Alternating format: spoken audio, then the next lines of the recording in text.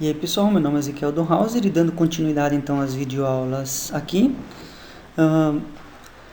Então, o que é o GCC?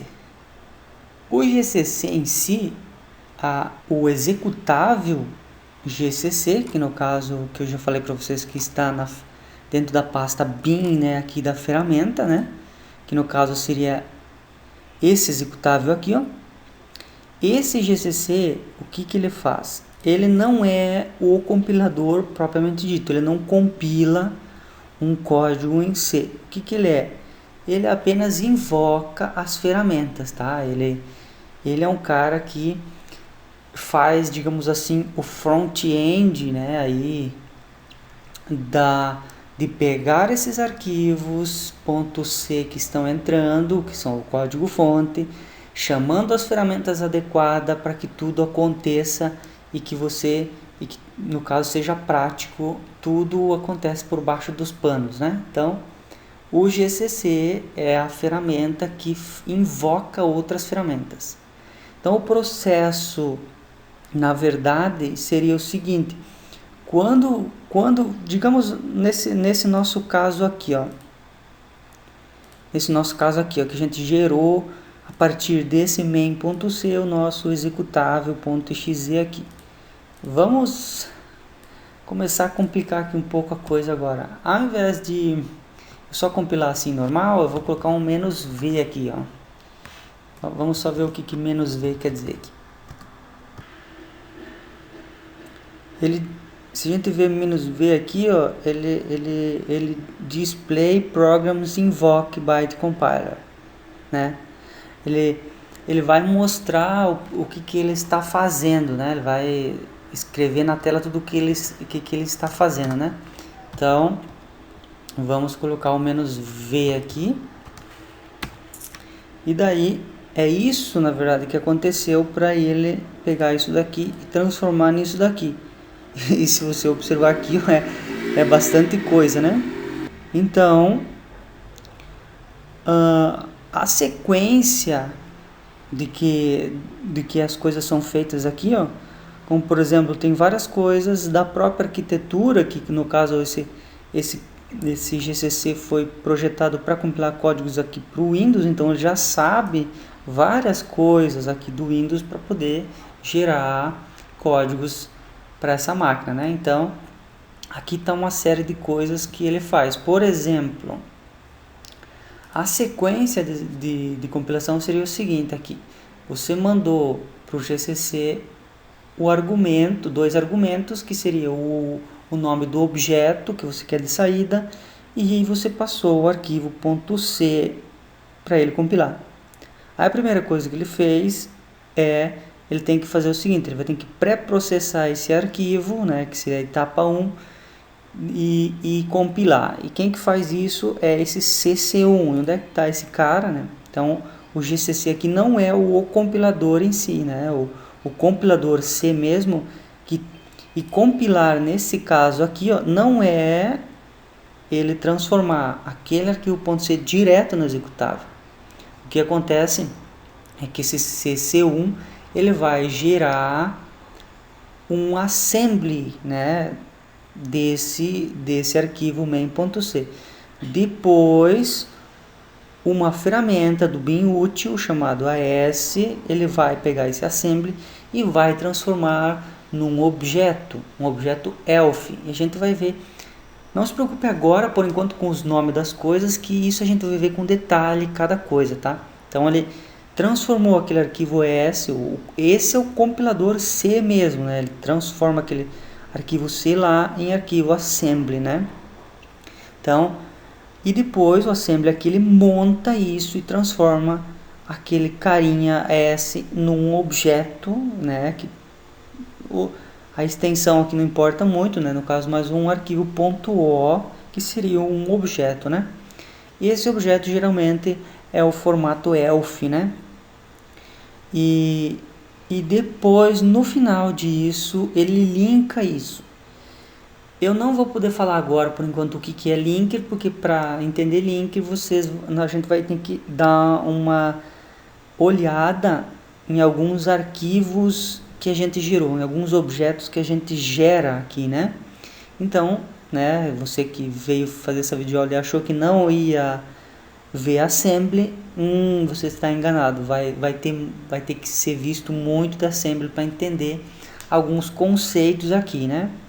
Então, desse arquivo objeto aqui, ele linka e você, no caso, no final, você tem um executável. É claro, né, que se tiver entrando vários arquivos, vai gerar vários arquivos .s, cada um individualmente aí, né, um por um. Depois gera um objeto de cada um desses outros arquivos e depois todos esses arquivos são linkados juntos, né, transformando um objeto. É claro, isso pode ser feito aqui ainda, né? Tipo, você pode pegar todos esses objetos e botar todos, transformar num objeto só, ainda sem linkar, né? E depois no final linkar aquele último objeto. Enfim, isso a gente vai vendo com calma, né? Então seria isso, o processo, né? Esse GCC aqui, no caso, ele vai chamar uma outra ferramenta que está num outro lugar. Vai chamar esse que está dentro do bin aqui, que é o GCC, ele vai chamar a ferramenta que está dentro aqui dessa pasta, no caso, né, é libexec, gcc, mingw, papapá, e vai chamar esse cara aqui, ó, cc1.exe. Esse cara aqui sim é o compilador C, né? Esse outro cc1 plus aqui, ó, ele é o compilador C++, né? Se você estiver compilando um arquivo C++. Depois que ele transformou, a gente pode observar aqui, ó. Vamos dar uma olhada mais de perto nisso aqui, ó. A gente pode observar aqui, ó, que ele chamou então, né, né? Aqui eu tenho várias coisas que daí isso aqui são o que ele vai passar de parâmetros e blá blá blá. Então aqui, ó, se a gente observar, ó, C dois pontos, toShine, blá blá blá blá, GCC, aquela pasta que a gente tava, cc1.exe, esse carinha, né, ele tá se chamando aqui, ó. Então o GCC tá chamando aquele outro executável lá. E tá passando um monte de parâmetros, né, aqui, ó, se você observar, vários parâmetros já relacionados à própria arquitetura aqui. E a gente vai, é claro, não se preocupe, como eu falei, não se preocupe muito com esses parâmetros por enquanto, mas a gente vai vê-los com bastante calma nas aulas seguintes aí, né? E se você observar aqui, ó, no final, né, depois de ele ter chamado cc1, ele passou também com o parâmetro o "-o", aqui, que quer dizer objeto, né? E ele deu o nome de um objeto. Observem que esse objeto agora é .s aqui, e ele está jogando uma pasta temp qualquer, né? Depois, né, ele vai pegar esse cara de novo, cc, ele gerou um nome aleatório aqui, e aqui mais para baixo, se a gente observar, agora ele vai chamar o AS, que é esse carinha aqui, né, o assembly, que vai pegar aquele assembly ali e transformar num objeto, né? Então ele executou o AS menos o nome do objeto, ó, tá vendo que agora ele está passando um ponto O aqui, ó, com um nome aleatório. E se você observar aqui, ó, esse nome aqui, ó, ponto S aqui, ó, que é esse nome aqui, ó. Então ele agora transformou aquele carinha num objeto que tem esse nome aqui.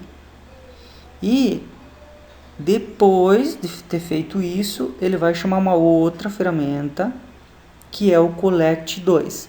Esse collect2, ele também não é ele mesmo que linka. Ele dentro desse collect2 aqui, ele vai chamar então o linker, que o linker estaria então no caso aqui dentro dessa pasta bin aqui, ó, que o linker seria esse ld aqui, ó. Ele é o cara que linka e transforma aquele objeto então num executável mesmo. Linkar seria resolver os símbolos, né?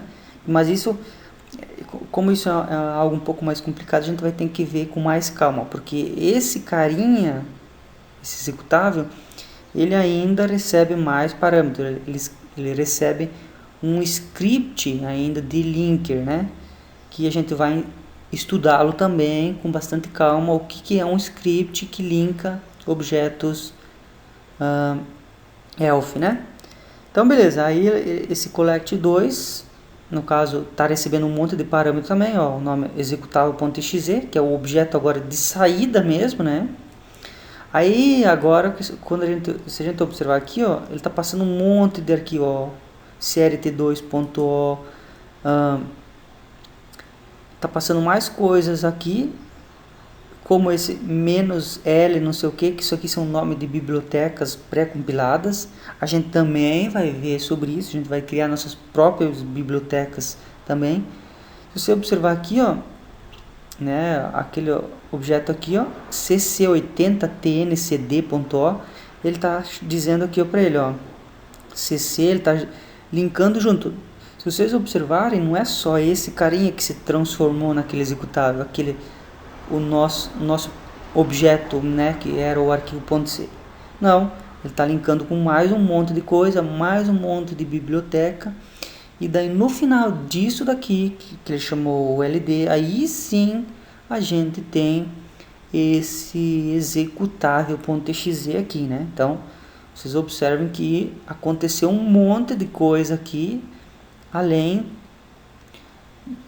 E para nós, no caso, foi só lá chamar o GCC e ele fez todo esse trabalho por baixo dos panos aí, né? E esse é o objetivo, então, dessas videoaulas, entender como todo esse processo funciona, ok? Mas antes de a gente começar a ver cada passo desses como funciona, a gente vai ter que... Eu quero mostrar uma outra coisa aqui, ó. Por exemplo, ao invés de... Deixa eu deletar isso aqui. Ao invés de a gente ter só um arquivo .c, vamos ter vários aqui. Vamos criar, por exemplo, um teste1.c, por exemplo, né? Vamos criar um outro teste2.c para a gente aprender como que vários arquivos .c então entram ali nessa brincadeira, né? Então tá, vamos fazer o seguinte. Isso aqui também vai servir para eu explicar um pouquinho de como que, né, tem várias formas de ser feito isso, mas é a forma com que eu uso para padronizar um código, né, que vai ter vários arquivos .c, .h, para você ter então o teu executável no final. Então eu uso sempre a seguinte lógica, né? As funções que vão ser globais dentro desses arquivos eu vou colocar num H que vai poder ser visto em outros arquivos, né? Por exemplo, né, eu vou ter aqui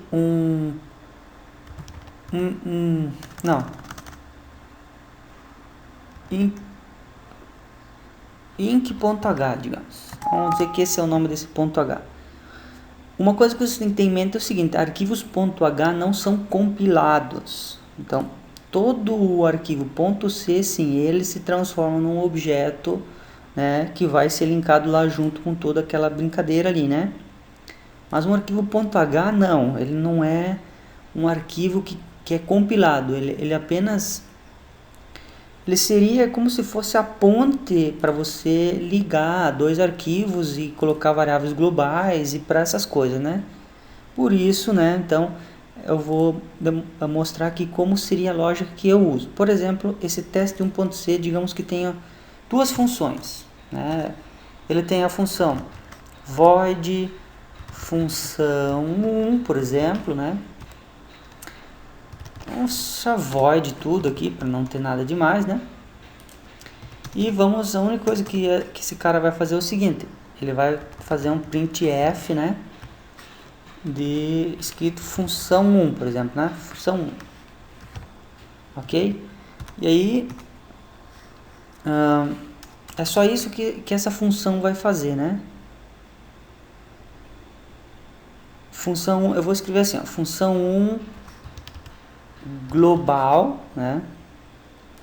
E agora eu vou criar aqui uma outra função aqui dentro do meu arquivo .c, que vai ser o seguinte: void local. Vou escrever local, só isso, né? E aí eu vou dar um printf aqui. Vamos copiar isso aqui. Função 1 local. Aí, a ideia aqui é o seguinte, eu vou chamar dentro dessa função a nossa função local, né? O que acontece é o seguinte, eu não quero que essa função seja vista fora desse arquivo, eu quero que ela seja apenas uma função usada para uso interno aqui desse arquivo, tá? Então, o que eu vou fazer aqui é botar um static aqui na frente, tá? Esse static vai dizer que, tipo, pro compilador, ele não vai ver isso lá fora. E se alguém quiser usar isso, ele não vai poder usar, tá? Então, é uma função usada só aqui, né? Você pode declarar, por exemplo, acima da função que vai chamar, né? Ou, você, se digamos assim, você quer declarar ela abaixo disso aqui, por exemplo, aí você precisa ter um protótipo dessa função aqui em cima, né? Então, você tem o protótipo dessa função para que, tipo, quando o compilador vai indo para baixo aqui, ó, ele vê que tem um protótipo de função que tem esse nome aqui, né? Então, essa função 1 chamou isso, então ele sabe que existe isso no código, né?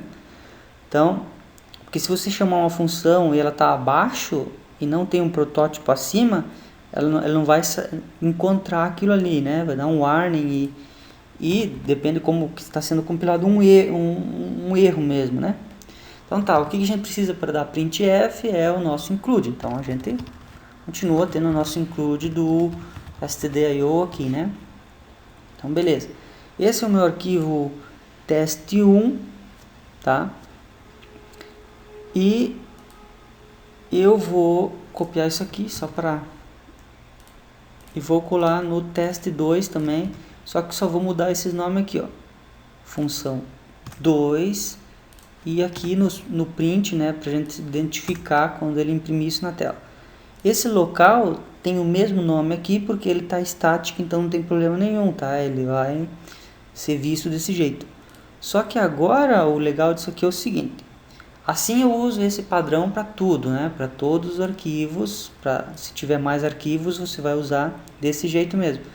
Digamos aqui no main agora eu quero chamar aquelas funções, né? Então eu vou chamar aqui função 1 e pronto, né? E função 2 e pronto, assim. Só que agora é o seguinte, por exemplo, vamos deixar exatamente assim e vamos tentar compilar aqui.